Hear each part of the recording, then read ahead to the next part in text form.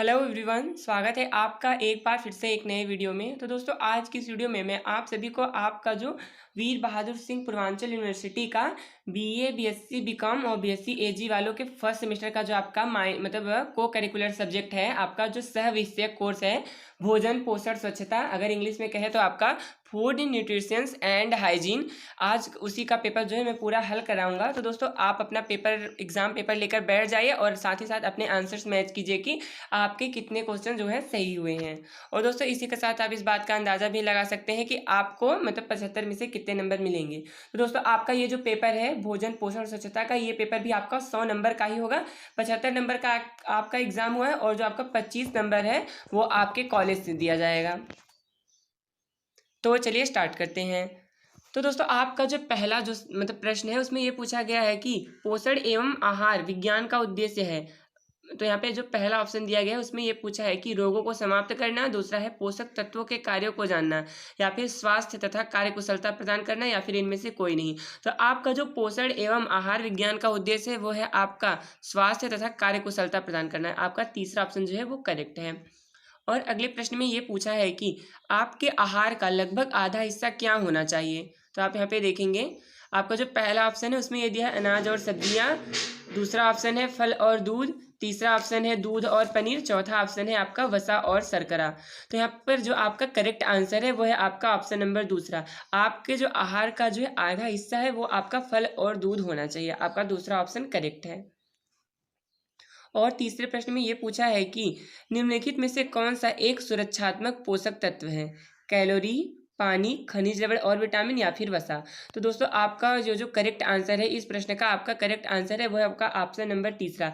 खनिज लवण और जो विटामिन है वो आपको आपके शरीर को रोगों से लड़ने में मदद करते हैं। तो यह आपका आपके शरीर की रोगों से सुरक्षा करते हैं। तो यह आपका करेक्ट ऑप्शन तीसरा है। जो आपका खनिज लवण और विटामिन है वो एक सुरक्षात्मक पोषक तत्व है। और उसके बाद अगले प्रश्न में ये पूछा है कि भोजन का एक महत्वपूर्ण कार्य भी है।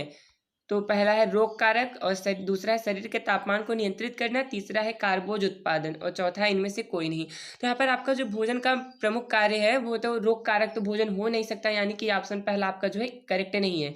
दूसरा भी नहीं है, शरीर के तापमान को नियंत्रित करना, भोजन आपके शरीर के तापमान को नियंत्रित नहीं करता है। जो तीसरा ऑप्शन है वो आपका करेक्ट है, भोजन जो है वो कार्बोज का उत्पादन करता है। तो तीसरा ऑप्शन जो है वो आपका करेक्ट हो जाएगा। और अगला प्रश्न आपका पांचवा है। पांचवे में ये पूछा है कि हमारे शरीर को भोजन की आवश्यकता किस लिए है, यानी कि हम भोजन किस लिए करते हैं, हमारे शरीर को उससे क्या लाभ है। तो यहाँ पे आप देखेंगे, जो पहला है शरीर का निर्माण करने के लिए, दूसरा है शरीर को ऊर्जा देने के लिए, तीसरा है शरीर को सुरक्षा प्रदान करने के लिए, चौथा है ये सभी। तो बेशक आपका जो है करेक्ट आंसर है वो है आपका ऑप्शन नंबर 4। आपका जो है चौथा करेक्ट आंसर है। जो भोजन का शरीर को जो भोजन की आवश्यकता होती है वो शरीर का निर्माण करने के लिए, जो आपके विकास होता है, वृद्धि होती है शरीर की, उसके लिए, और उसके बाद शरीर को ऊर्जा देने के लिए। भोजन हम किस लिए करते हैं, ताकि हमें ऊर्जा मिल सके और हम अपना कार्य कर सके, और उसके बाद शरीर को सुरक्षा प्रदान करने के लिए, यानी कि शरीर को विभिन्न रोगों से लड़ने की जो ताकत है वो मिल सके। तो यहाँ पर चौथा ऑप्शन जो है वो आपका करेक्ट हो जाएगा। और छठवें में ये पूछा है कि पथ्यापथ का अर्थ है। तो यहाँ पे पहला ऑप्शन है आपका आहार नियंत्रण के नियम, दूसरा है उत्तम पोषण, तीसरा है संतुलित आहार, चौथा है इनमें से कोई नहीं। तो यहाँ पर आपका जो हिंदी में पूछा है पथ्यापथ, अगर ये प्रश्न समझ में नहीं आता, अगर आप इसके साइड में देखेंगे तो आपका इंग्लिश में दिया है कि डाइट मीन्स क्या है। तो यहाँ पे आपको डाइट से समझ में आ गया होगा। तो यहाँ पर आपका जो करेक्ट आंसर है वो है आपका पहला, आहार नियंत्रण के नियम है। आप जब डाइट फॉलो करते हैं तो उसके बाद आप रूल्स और रेगुलेशन बनाते हैं कि आपको कितने टाइम पर क्या खाना है, कैसे खाना है, और कब खाना है, कितनी मात्रा में खाना है। तो ये आपका आहार नियंत्रण का वो नियम ही है आपका डाइट। तो पहला आंसर जो है वो आपका सही हो जाएगा, पहला ऑप्शन। और अगले प्रश्न में ये पूछा है सातवें में, शरीर के लिए आवश्यक पोषक तत्वों की संख्या है। तो यहाँ पर आपका जो है शरीर के लिए आवश्यक पोषक तत्वों की संख्या कितनी है, पहला है, दूसरा और चौथा, या फिर छठवां, या फिर इनमें से कोई नहीं। तो यहाँ पर आपका सातवें का जो करेक्ट आंसर है वो है आपका तीसरा। आपके शरीर के लिए 6 पोषक तत्व जो है वो आवश्यक होते हैं, और वो 6 पोषक तत्व जो है आपके हैं, पहला है आपका कार्बोहाइड्रेट, दूसरा प्रोटीन, तीसरा है वसा, और चौथा है विटामिन, पांचवा है खनिज लवण, और उसके बाद में छठवां है आपका प्रोटीन। अब मैं एक बार फिर से गिनाता हूँ। आपका जो है पहला है कार्बोहाइड्रेट, दूसरा है प्रोटीन, तीसरा है वसा, चौथा है विटामिन, पांचवा है खनिज लवण, और छठवां है आपका पानी। पानी भी आपके शरीर के लिए आवश्यक है, क्योंकि आपके शरीर का जो 70% हिस्सा है वो आपका पानी है। और इसके बाद तो आपका अगला प्रश्न है 8वां, और इस 8वें प्रश्न में ये पूछा है कि निम्नलिखित में से कुपोषण के कारण है। तो यहाँ पे पूछा है कि कुपोषण का कारण है, जो ऑप्शन दिया गया उनमें से क्या है। पहला है प्रोटीन युक्त आहार, दूसरा है संतुलित आहार, तीसरा है गरिष्ठ भोजन, या फिर चौथा इनमें से कोई नहीं। तो आपका जो है पहला ऑप्शन जो है प्रोटीन युक्त आहार, ये तो कुपोषण का कारण हो ही नहीं सकता। और संतुलित आहार में आपके पर्याप्त मात्रा में carbohydrates, vitamin, protein, fats and minerals पाए जाते हैं। तो संतुलित आहार भी आपका कुपोषण का कारण नहीं हो सकता। आपका जो गरिष्ठ भोजन है ये आपका ऑप्शन करेक्ट है। आपका जो गरिष्ठ भोजन है ये आपका सही है। आपका जो गरिष्ठ भोजन है वही आपका कुपोषण का कारक है, क्योंकि आपका जो गरिष्ठ भोजन होता है उसमें पर्याप्त मात्रा में जो है पोषक तत्व नहीं पाए जाते हैं, तो यही आपका कुपोषण का कारण है। आप यहाँ पे देखेंगे तीसरा ऑप्शन जो है वो करेक्ट है। और आपका अगला प्रश्न है 9वें प्रश्न में ये पूछा है कि खाद्य पदार्थों को कितने मूल खाद्य समूहों में बांटा गया है। तो 9वें प्रश्न का आपका जो करेक्ट आंसर है वो है आपका ऑप्शन नंबर 2, यानी कि खाद्य समूहों को, आपके खाद्य पदार्थों को 5 खाद्य समूहों में बांटा गया है। और उसका में 10वां प्रश्न है आपका अगला, और 10वें प्रश्न में ये पूछा है कि इनमें से कौन सा शिशुओं के लिए मुख्य भोजन है। तो पहला है अनाज, दूसरा है हरी सब्जियां, तीसरा है दूध, चौथा है फल। तो ये मतलब प्रश्न आपको तो आता ही होगा, इसका आंसर बहुत ईजी है। आपका जो है तीसरा ऑप्शन वो करेक्ट है। जो शिशुओं के लिए मुख्य भोजन है वो है दूध। और आपका जो अगला प्रश्न है 11वां, उसमें ये पूछा है कि आहार आयोजन से क्या लाभ है। तो यहाँ पर आपका जो करेक्ट आंसर है, मतलब ऑप्शन जो दिया गया है, पहला ऑप्शन है वो आपका समय का सदुपयोग, दूसरा है धन का सदुपयोग, तीसरा है कार्य का सरलीकरण, चौथा इनमें से सभी। तो यहाँ पर जो आपका करेक्ट आंसर है वो है आपका चौथा, इनमें से सभी आपका जो है वो करेक्ट आंसर है। क्योंकि आहार आयोजन जब आप करते हैं उससे आपका समय का सदुपयोग हो जाता है, धन का भी सदुपयोग हो जाता है, और कार्य का सरलीकरण हो जाता है। क्योंकि आप पहले से ही डिसाइड किए रहते हैं कि आपको कैसे कैसे मतलब डाइट फॉलो करनी है, कैसे कैसे आपको खाना है, किस टाइम पे खाना है, आपको क्या खाना है। तो इससे आपके टाइम की भी बचत हो जाती है। और आप अब जब अपना फूड डिसाइड करते हैं कि आपको क्या खाना है, कैसे खाना है, जिससे आपको पर्याप्त मतलब न्यूट्रिशंस मिल जाए, तो इसके लिए आपका मतलब जो पैसे का सदुपयोग होता है वो भी हो जाता है, उसके बाद कार्य का सरलीकरण हो जाता है। क्योंकि जो पहले से ही प्लान चीज़ें होती हैं, जो जब आप किसी भी चीज़ की प्लानिंग पहले से ही कर लेते हैं तो उसे फॉलो करना भी आसान हो जाता है। तो आपका चौथा ऑप्शन जो है वो करेक्ट है। और अगला प्रश्न है आपका 12वें में ये पूछा है कि परिवार के सदस्यों के स्वास्थ्य के लिए आवश्यक है। तो यहाँ पे परिवार के सदस्यों के स्वास्थ्य के लिए जो आवश्यक चीज़ है वो आपका है उचित पोषण। अगर उन्हें उचित पोषण मिल जाता है तो उनका मतलब जो है स्वास्थ्य सही रहेगा। तो आपका दूसरा ऑप्शन जो है वो करेक्ट है। और 13वें प्रश्न में ये पूछा है कि परिवार के सभी सदस्यों को उचित पोषण मिले, इसके लिए क्या आवश्यक है। शुद्ध भोजन, आकर्षक ढंग, पाक कला का ज्ञान, या फिर आहार आयोजन। तो यहाँ पर आपका जो है करेक्ट आंसर है वो है आपका पहला, आहार आयोजन जो है करेक्ट आंसर है। अगर आप आहार आयोजन करते हैं तो इससे आपके परिवार के सदस्यों को सभी प्रकार के जो है पोषक तत्व वो प्राप्त हो जाएंगे। और अगला प्रश्न में ये पूछा है कि क्वासियोर कोर रोग किसकी कमी से होता है। तो यहाँ पर आपका जो है करेक्ट आंसर है वो है आपका ऑप्शन नंबर पहला। तो यहाँ पर आप देखेंगे आपका ऑप्शन नंबर पहला है वो है आपका प्रोटीन। जो आपका क्वासियर कोर रोग होता है वो आपका प्रोटीन की कमी से होता है। और इसके बाद में 15वें प्रश्न में ये पूछा है कि प्रोटीन का कार्य क्या है। शरीर का निर्माण करना, शरीर में होने वाले टूट फूट की मरम्मत करना, शल्य चिकित्सा में उपयोगी, ये सभी। तो यहाँ पर आपका प्रोटीन का कार्य तीनों है यहाँ पर आपका। तो आपका जो करेक्ट आंसर है वो है आपका ऑप्शन नंबर चौथा, ये सभी। प्रोटीन का जो है कार्य होता है वो शरीर का निर्माण भी करता है, नए मतलब जो टिश्यूज आपके बनते हैं, नई सेल्स, उनका मतलब निर्माण करता है, और शरीर में होने वाले टूट फूट की मरम्मत भी करता है, और उसके बाद शल्य चिकित्सा में भी उपयोगी होता है। तो यहाँ पर आपका चौथा ऑप्शन जो है वो करेक्ट हो जाएगा। और उसके बाद में पूछा है 16वें में प्रोटीन की कमी का दुष्प्रभाव है। प्रोटीन की कमी से मतलब जो आपके बॉडी पे क्या इफेक्ट पड़ता है वही आपको बताना है। तो यहाँ पे ये पूछा है शरीर में सूजन आना, शरीर का भार अनुपात से कम होना, शरीर में रक्त मात्रा का कम होना। तो यहाँ पे तीनों आंसर जो है आपके करेक्ट है। तो आपका जो है चौथा ऑप्शन करेक्ट हो जाएगा, ये सभी वाला। जो प्रोटीन के साइड इफेक्ट मतलब अगर आपके शरीर में प्रोटीन की कमी है तो आपके तीनों लक्षण आपको विजिबल होंगे। और 17वें में ये पूछा है कि निम्न में से वनस्पति जगत में प्रोटीन प्राप्ति का सर्वोत्तम साधन क्या है। तो यहाँ पर आपका जो प्रोटीन मिलता है वनस्पति जगत में, वह आपका सबसे ज़्यादा प्रोटीन आपका सोयाबीन और दालों में पाया जाता है, और सेम मटर में पाया जाता है। तो यहाँ पर आपका जो यहाँ पर पनीर है, पनीर तो आपका वनस्पति जगत से नहीं मिलता क्योंकि यह जानवरों से होता है, तो आपका जंतु जगत से प्राप्त किया जाता है। और हरी सब्जियों में प्रोटीन उतना नहीं पाया जाता। और यहाँ का आप दो ऑप्शन बचता है, दालें और सोयाबीन। दालें जो है प्रोटीन की सर्वोत्तम स्रोत है, और आपके सोयाबीन जो है उसमें सबसे ज़्यादा प्रोटीन पाया जाता है। तो यहाँ पर आपका वनस्पति जगत में जो प्रोटीन का सबसे अच्छा मतलब जो प्रोटीन प्राप्ति का सर्वोत्तम साधन है वो है आपका सोयाबीन। तो यहाँ पर आपका तीसरा ऑप्शन जो है वो करेक्ट हो जाएगा। सोयाबीन के बाद दालों में प्रोटीन पाया जाता है। और आपके 18वें प्रश्न में ये पूछा गया है कि वसा के उपयोग के लिए बहुत ज़रूरी है।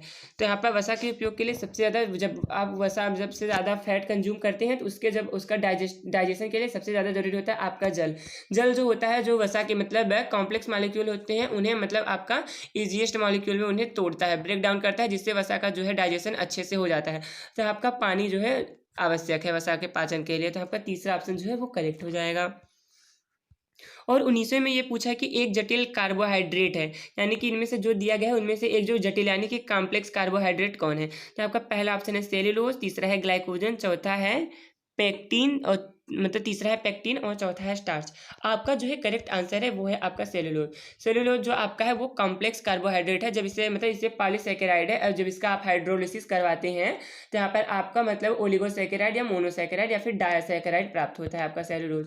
तो सेल्यूलोज आपका जो है वो कॉम्प्लेक्स कार्बोहाइड्रेट है, यानी कि जटिल कार्बोहाइड्रेट है। तो पहला ऑप्शन जो है वो आपका करेक्ट हो जाएगा, सेल्यूलोज।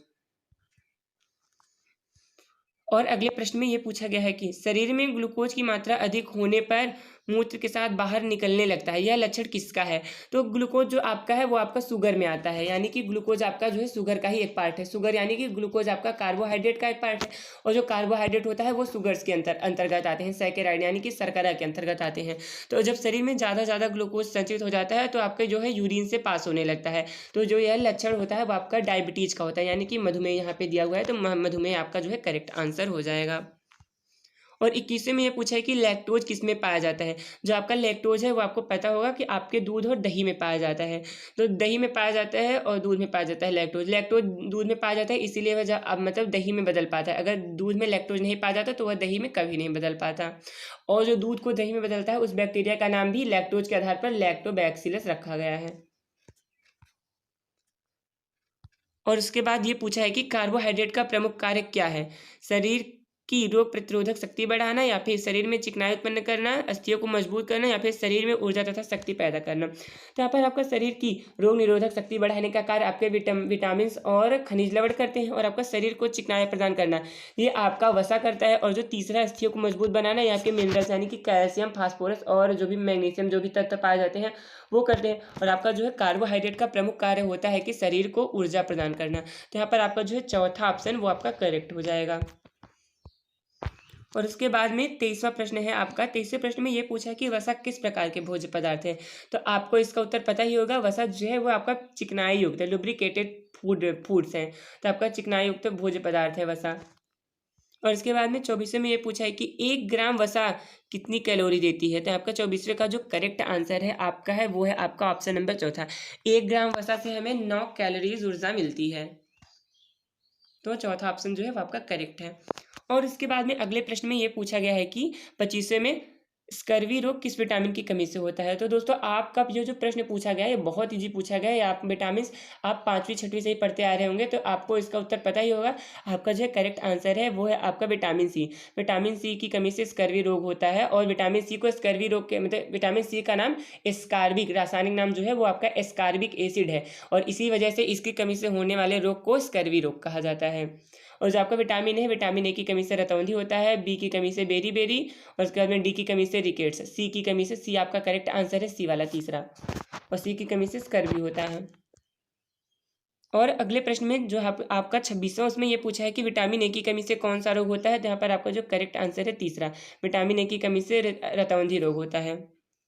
और उसके बाद में ये पूछा 27वें में विटामिन के की खोज कब की गई। तो यहाँ पर आपका जो करेक्ट आंसर है वो नहीं दिया गया है, यानी कि जो है आपका ऑप्शन गलत पूछा गया। जो आपका विटामिन के की खोज हुई थी वह आपका 1929 में हुई थी विटामिन के की खोज, लेकिन यहाँ पे आपके ऑप्शन में 1929 नहीं दिया गया है, और इसमें जो 1938 दिया गया है इसमें, और 1943 और 1912, यानी कि यहाँ पर आपके जो तीनों सन दिए गए हैं 1938, 1943, 1912, इन तीनों सन में किसी भी विटामिन की खोज नहीं हुई है, किसी भी विटामिन की खोज नहीं हुई है। उसके बाद जो आपका पहला ऑप्शन है, सॉरी आपका जो है 1933, 1938, 1943, इन तीनों सन में किसी भी विटामिन की खोज नहीं हुई। 1912 में बस विटामिन की खोज हुई है। तो आपका प्रश्न ये होना चाहिए कि विटामिन की खोज, यहाँ पे के नहीं होना चाहिए था, कि विटामिन की खोज की गई, कब की गई थी। तो विटामिन की खोज आपका जो है 1912 में की गई थी। तो प्रश्न के हिसाब से आपका आंसर जो है वो आपका 1929 होना चाहिए, लेकिन यहाँ पर आपका चौथा ऑप्शन जो है वो करेक्ट हो जाएगा। उसके बाद में 28वें में ये पूछा है कि विटामिन ई का प्रमुख कार्य निम्न में से क्या है। तो यहाँ पर आपका जो करेक्ट आंसर है 28वें का, उसमें ये है आपका जो करेक्ट आंसर है वो है आपका तीसरा। विटामिन ई का जो प्रमुख कार्य है वो है आपका प्रजनन शक्ति बढ़ाना। और 29वें में ये पूछा है कि कैल्शियम, फास्फोरस तथा मैग्नीशियम किसका निर्माण करते हैं। तो आपका जो कैल्शियम, फास्फोरस तथा मैग्नीशियम होते हैं, अभी मैंने ऊपर बताया, आपकी अस्थियों को मजबूत करते हैं, तो यहाँ पर दांत और हड्डियों का निर्माण करते हैं। और हीमोग्लोबिन जो होता है वो आपका एक प्रकार का प्रोटीन होता है। और यहाँ पे तीसरे में ये पूछा कि कैल्शियम का प्रमुख स्रोत क्या है। तो आपका जानते ही होंगे, आपका जो कैल्शियम का प्रमुख स्रोत है वो आपका दूध जो है, दूध में प्रचुर मात्रा में कैल्शियम पाया जाता है और दूध को संपूर्ण आहार भी कहा जाता है। दूध में सिर्फ विटामिन सी नहीं पाया जाता। उसके बाद में 31वें में ये पूछा है कि सोडियम प्राप्ति का उत्तम स्रोत क्या है। गुड़, गन्ना, हल्दी, नमक। तो आप जानते होंगे नमक जो है आपका सोडियम प्राप्ति का प्रमुख स्रोत है, यानी कि आपके जो नमक का सूत्र होता है NaCl। तो Na आपका सोडियम हो जाता है और Cl आपका क्लोराइड हो जाता है। तो यहाँ पे जब हम नमक का सूत्र NaCl है तो यहाँ से हमें सोडियम की प्राप्ति हो जाती है। जब हम नमक खाते हैं तो सोडियम जो है Na होता है, तो यहाँ पे Na हमें मिल जाता है नमक से। तो यहाँ पर आपका जो चौथा ऑप्शन जो है वो आपका करेक्ट है।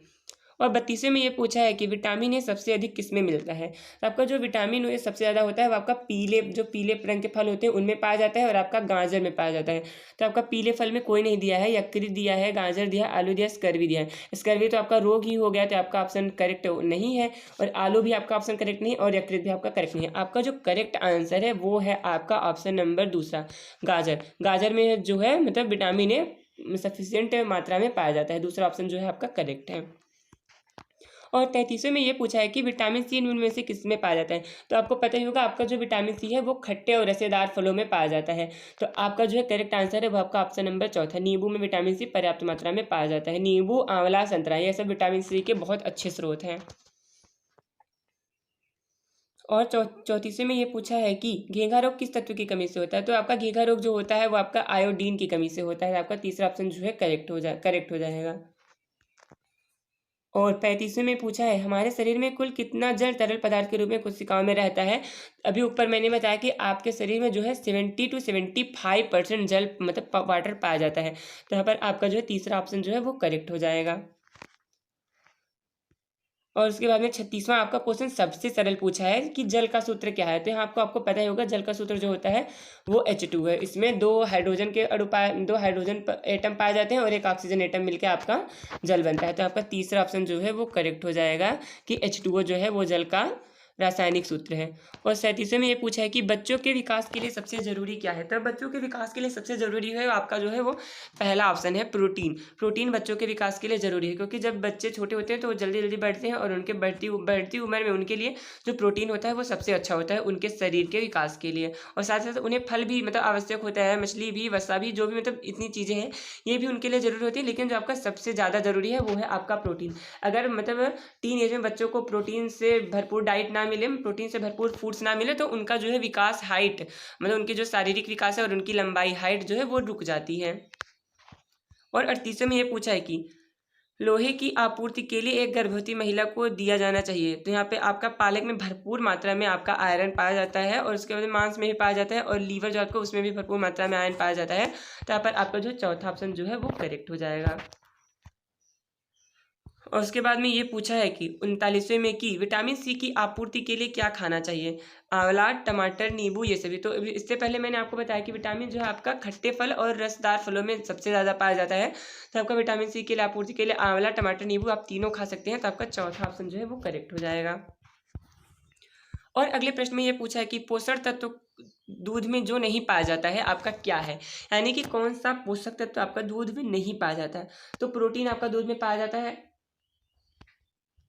कैल्शियम भी पाया जाता है, विटामिन ए भी पाया जाता है। बस आपका जो बचता है विटामिन सी, ये आपका दूध में नहीं पाया जाता। आपका करेक्ट आंसर है आपका ऑप्शन नंबर 4। और उसके बाद में ये पूछा है आपका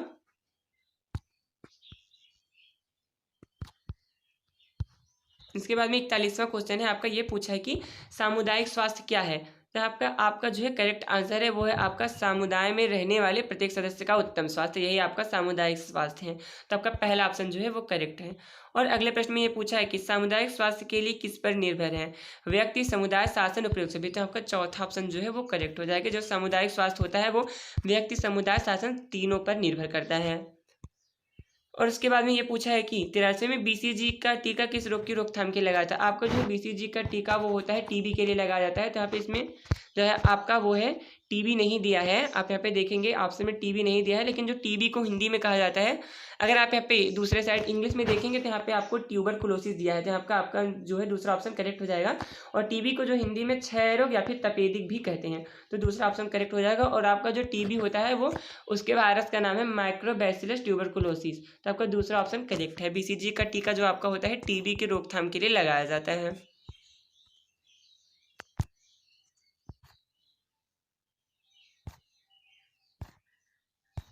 और इसके बाद में आपका 44वां प्रश्न है, उसमें ये पूछा है कि शरीर की रोगों से संघर्ष करने की शक्ति को कहते हैं। तो आपका जो करेक्ट आंसर है वो है आपका रोग प्रतिरोधक क्षमता। शरीर की रोगों से लड़ने की जो शक्ति है वो रोग प्रतिरोधक क्षमता कहलाती है। तो दूसरा ऑप्शन जो है वो आपका करेक्ट हो जाएगा। और अगले प्रश्न में ये पूछा है कि क्षय रोग किस जीवाणु से फैलता है। तो यहाँ पर आपका जो दिया नहीं है, देखो क्षय रोग आपका जो होता है वो टीबी होता है, यहाँ पे दिया है कि ट्यूबरकुलोसिस। तो आपका क्षय रोग जो होता है उसके जो मतलब कि जिस बैक्टीरिया से फैलता है उसका नाम है माइक्रोबैक्टीरियम ट्यूबरकुलोसिस। तो यहाँ पर आपको दिया नहीं है, बस क्यूलेक्स दिया है, बैसिलस दिया है, वायरस दिया है और अमीबा दिया है। तो यहाँ पर आपका जो है करेक्ट आंसर दिया नहीं है जीवाणु का नाम। तो यहाँ पर आप इस क्वेश्चन को छोड़ देंगे। देखते हैं कि इस क्वेश्चन पर यूनिवर्सिटी आपको मतलब नंबर देती है, आप सबको नंबर देती है या फिर किसी को नहीं देती। तो आपका ऑप्शन छोड़ना पड़ेगा। और उसके बाद में 46 में ये पूछा कि एड्स का लक्षण है भार में कमी, लंबी अवधि तक लंबा ज्वर रहना, तीसरा अतिसार की शिकायत। तो आपका चौथा ऑप्शन जो है करेक्ट है। एड्स के तीनों लक्षण है, तो आपका चौथा ऑप्शन जो है वो करेक्ट हो जाएगा। और 47वें प्रश्न में ये पूछा है कि जो मिड डे मील है कार्यक्रम है वो कब शुरू हुआ था। जो आपका मिड डे मील है कार्यक्रम कब शुरू हुआ, तो आपका जो मिड डे मील कार्यक्रम शुरू हुआ था वो है आपका ऑप्शन नंबर करेक्ट है। आपका जो मिड डे मील कार्यक्रम शुरू हुआ था वो 15 अगस्त 1995 को शुरू हुआ था। तो आपका पहला ऑप्शन करेक्ट है।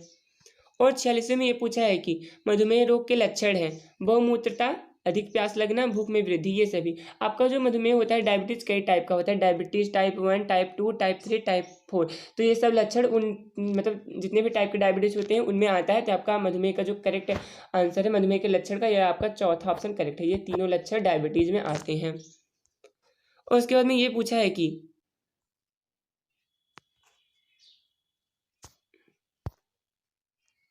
निम्न में उच्च रक्तचाप का कारण क्या है। तो आपका सामाजिक कारण, धार्मिक गतिविधि, धूम्रपान तथा मदिरापान, तो ये सभी हो जाएगा।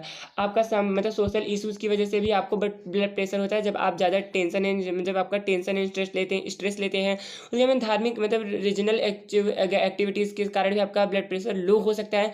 एंड धूम्रपान जो आपका मेन कारण है मतलब ब्लड प्रेशर लो बीपी के लिए, सॉरी हाई बीपी के लिए। तो आपका जो है स्मोकिंग एंड ड्रिंकिंग भी आपका जो है करेक्ट आंसर है। तो आपका चौथा ऑप्शन जो है वो करेक्ट हो जाएगा।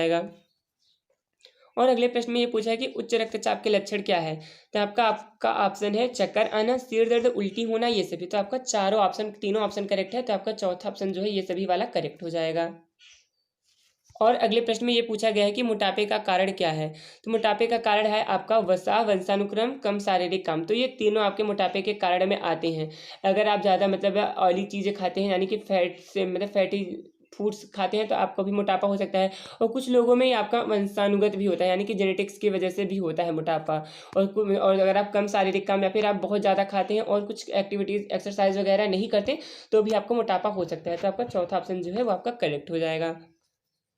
और 52वें में ये पूछा है कि कब्ज का प्रकार नहीं है। मरोड़ वाला कब्ज, मनोवैज्ञानिक कब्ज, सामाजिक कब्ज। तो निरंतर मल बहना, या देखो जो तीसरा है निरंतर मल बहना, ये आपका कॉन्स्टिपेशन का लक्षण नहीं है, या आपका जो है अतिसार का लक्षण निरंतर कंटिन्यूअस स्टूलिंग। तो आपका तीसरा ऑप्शन जो है वो करेक्ट है। और 53वें में ये पूछा है कि एक स्वस्थ सामान्य व्यक्ति के शरीर का तापमान कितना होता है। तो यहाँ पर आपका 4 ऑप्शन दिए गए हैं 53वें क्वेश्चन में। तो है आपका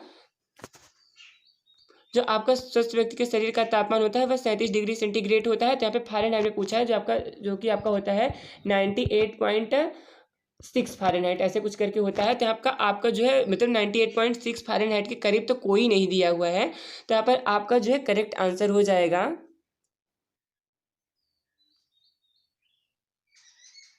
तो आपका दिया नहीं है कि आपका जो करेक्ट जो मतलब ह्यूमन बॉडी का टेम्परेचर होता है फ़ारेनहाइट में, वो आपका होता है 98.6 फ़ारेनहाइट टेम्परेचर होता है। और अगर डिग्री सेंटीग्रेड में बात करें तो 37 डिग्री सेल्सियस आपका ह्यूमन बॉडी का टेम्परेचर होता है। तो यहाँ पे कहीं पे दिया नहीं है, लेकिन जो 98.6 डिग्री फ़ारेनहाइट के करीब लाई करता है वो आपका ऑप्शन नंबर 2 है और ऑप्शन नंबर 4। तो यहाँ पर अगर आप ये होंगे ऑप्शन नंबर 2 मेरे हिसाब से सही होना चाहिए, क्योंकि एक मतलब 98.6 के सबसे ज़्यादा नियरेस्ट वैल्यू है, तो आपका ऑप्शन करेक्ट है। लेकिन अगर देखिए यूनिवर्सिटी इस पर क्या विचार लेती है। और 54वें में ये पूछा है कि ज्वर नियंत्रण के बाद निम्न में से कौन सा आहार नहीं देना चाहिए। तो आपका जो है दूध जो आपका होता है इसकी ज्वर नियंत्रण के बाद तुरंत नहीं देना चाहिए। और उसके बाद में ये पूछा है कि 55 में राष्ट्रीय महिला दिवस कब मनाया जाता है। तो आपका जो करेक्ट आंसर है वो आपका क्वेश्चन ही गलत पूछा है। राष्ट्रीय महिला दिवस नहीं, अंतर्राष्ट्रीय महिला दिवस जो होता है वो आपका 8 मार्च को मनाया जाता है। तो आपका दूसरा ऑप्शन जो है वो करेक्ट हो जाएगा।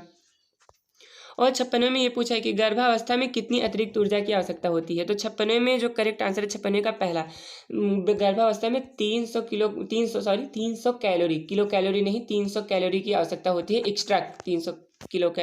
एक्स्ट्रा 300 कैलोरी की आवश्यकता होती है गर्भावस्था में। और 57वें में ये पूछा है कि गर्भावस्था की कुल अवधि कितनी होती है। तो यहाँ पे आपका जो तीसरा ऑप्शन है वो करेक्ट हो जाएगा, आपका 280 दिन। अगर आपको नहीं, अगर मतलब आपने सुना होगा कि जो गर्भावस्था होता है वो 9 महीने का होता है, आप यहाँ से भी कैलकुलेट कर सकते हैं, अप्रॉक्स 9 महीने का होता है। तो एक महीने में आपके 30 दिन पड़ते हैं, तो यहाँ पे आप कैलकुलेट कर सकते हैं 9 गुणे 30 करके आपका 270 हो जाएगा। तो आपका 10 दिन का आगे पीछे लेके हो सकता है, आपका 280 दिन जो है आपका करेक्ट आंसर हो जाएगा। अगर आप 220 दिन देखेंगे तो यहाँ पर आपका जो है वो मतलब एकदम 4 मतलब बहुत कम दिनों के लिए लाई करता है। तो आपका तीसरा ऑप्शन जो है वो करेक्ट हो जाएगा।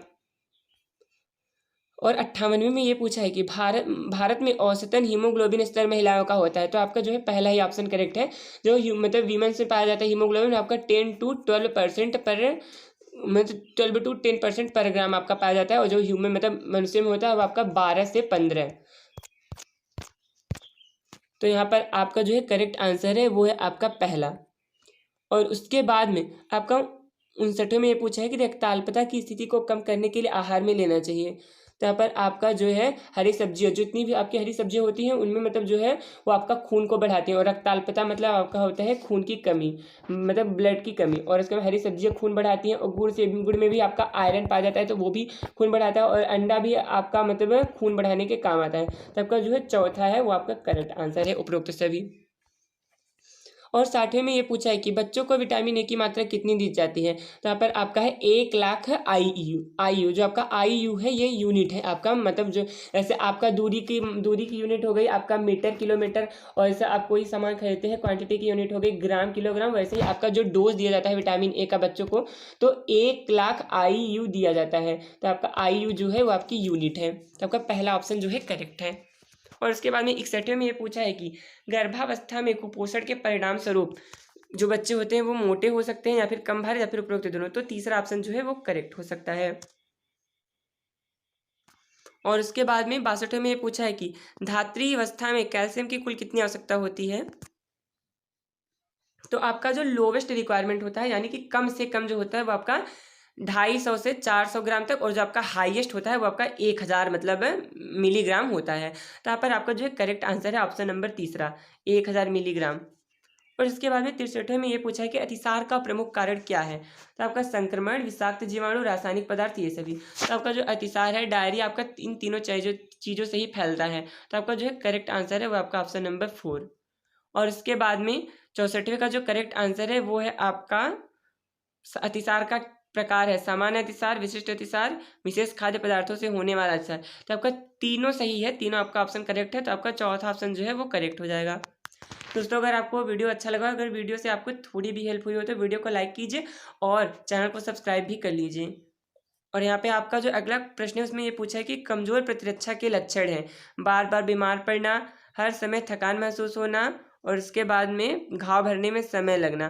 तो आपका अगर आपकी इम्यूनिटी वीक है तो आप तीनों लक्षण आपकी वीक इम्यूनिटी के ही हैं। अगर आपकी इम्यूनिटी वीक है तो आप बार बार बीमार पड़ते हो या फिर आपकी कोई बीमारी हो जाती है आप उससे जल्दी से रिकवर नहीं कर पाते। अगर आपको कोई घाव लग जाता है तो वो भी आपका हील नहीं हो पाता। तो आपका जो है करेक्ट आंसर है चौथा। उपयुक्त सभी आपका करेक्ट आंसर है ऑप्शन नंबर 4 जो दिया है आपको, ऑप्शन नंबर 4 करेक्ट आंसर है। और उसके बाद में ये दिया है कि प्रतिरक्षा बढ़ाने के उपायों में शामिल है अच्छी नींद लेना, पौष्टिक भोजन खाना, उचित व्यायाम करना, उपयुक्त सभी। तो आपका ऑप्शन जो है मतलब क्वेश्चन है बहुत ईजी है, आपका जो है चारों ऑप्शन जो है वो करेक्ट हो जाएगा। अगर आप अपनी इम्यूनिटी को इंक्रीज करना चाहते हैं, बूस्ट करना चाहते हैं, तो आपको एकदम अच्छी नींद लेनी होगी, वो भी डीप स्लीप।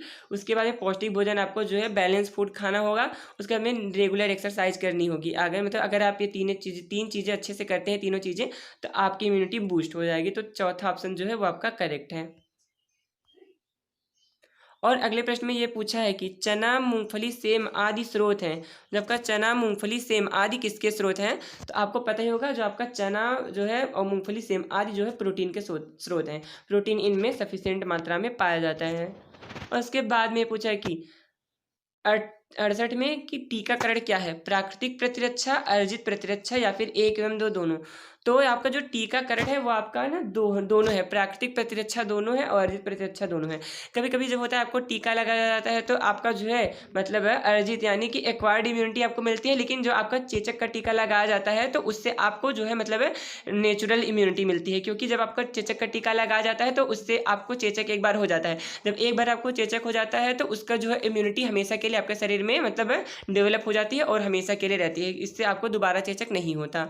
तो आपका तीसरा ऑप्शन करेक्ट हो जाएगा, पहला एवं दूसरा दोनों। और 69वें में ये पूछा है कि 6 माह तक के बच्चे को दिया जाना आवश्यक है। तो आपका जो करेक्ट आंसर है वो आपका ऑप्शन नंबर पहला, 6 माह के बच्चे को माँ का दूध दिया जाना आवश्यक है। यानी कि 6 माह तक बच्चों को कुछ भी नहीं देना चाहिए, उन्हें उनका बस माँ का दूध ही उन्हें मिलना चाहिए। और उसके बाद में 17 में पूछा है कि खसरा किस प्रकार का रोग है? जो आपका खसरा है वो आपका विषाणु जनित रोग है। दूसरा ऑप्शन जो है वो आपका करेक्ट हो जाएगा। तो आपका खसरा है वो विषाणु जनित रोग है। और हमारा 71वां प्रश्न है। तो 71वें में ये पूछा है कि हेपेटाइटिस जो होता है वो किस बॉडी मतलब किस अंग को अफेक्ट करता है? तो आपका जो हेपेटाइटिस में आपका जो सबसे प्रभावित होने वाला अंग है वो है आपका यकृत। आपका पहला ऑप्शन जो है वो करेक्ट हो जाएगा। और उसके बाद में ये पूछा है कि चेचक एक संक्रामक रोग है। चेचक किस प्रकार का संक्रामक रोग है? तो आपका जो है करेक्ट आंसर है वो है आपका 72वें का, वो है आपका दूसरा। दूसरा आपका जो है चेचक विषाणु जनित रोग है और चेचक के वायरस का नाम है जो है वेरियोला वायरस है। और 73 में ये पूछा है कि जल शरीर के तापमान को नियंत्रित करता है, यानी कि कंट्रोल करता है, बॉडी टेम्परेचर को मेंटेन करता है। यहाँ पे दिया हुआ है अगर आप इस साइड देखेंगे। और 74 में ये पूछा है कि चाय में क्या पाया जाता है? तो पहला है थियोफाइलिन, दूसरा है कैफीन, तीसरा है टैनिक एसिड और चौथा है ये सभी। तो आपका जो है चाय में बहुत से लोगों ने कैफीन ऑप्शन टिक किया होगा, लेकिन आपका सही नहीं है। चाय में तीनों पाए जाते हैं, थियोफैलिन भी पाया जाता है, कैफीन भी पाया जाता है और आपका टैनिक एसिड तीनों पाया जाता है। तो आपका चौथा ऑप्शन करेक्ट है। और अब हम आगे हैं अपने अंतिम प्रश्न की तरफ। तो आपका जो है 75 में ये पूछे कि डिप्थीरिया किस प्रकार का रोग है? यानी कि डिप्थीरिया किससे होता है? बैक्टीरिया से होता है, वायरस होता है या फिर एक कृमि यानी कि वर्म से होता है? तो आपका जो है 75वें का करेक्ट आंसर है वो है आपका दूसरा, डिप्थीरिया जो है जीवाणु जनित रोग है। तो दोस्तों अगला वीडियो जो है आपका आने वाला है सैन्य विज्ञान के ऊपर, यानी कि सैन्य विज्ञान का जो पेपर है वो डिटेल्स में मैं सॉल्व कराऊंगा। तो आप चैनल को सब्सक्राइब कर लीजिए। और हाँ, आपके जितने भी दोस्तों ने भोजन पोषण स्वच्छता का पेपर दिया है आप उन्हें ये वीडियो शेयर भी कर सकते हैं, ताकि उन्हें भी वो भी अपना आंसर मैच कर ले और उन्हें भी आइडिया हो जाए कि मतलब उन्हें कितना मार्क्स मिलेंगे दोस्तों। और अगर आपको जितने भी अदर सब्जेक्ट्स के पेपर चाहिए तो आप मुझे कमेंट भी कर सकते हैं। और हाँ, आप मुझे ये भी कमेंट कीजिए कि आपका जो ये पेपर था ये बहुत ईजी आया था, तो इसमें से आपके कितने क्वेश्चन सही हुए हैं। तो मिलते हैं नेक्स्ट वीडियो में कुछ नए अपडेट्स के साथ। तब तक आप पढ़ते रहिए, मस्त रहिए और चैनल को सब्सक्राइब भी कर लीजिए।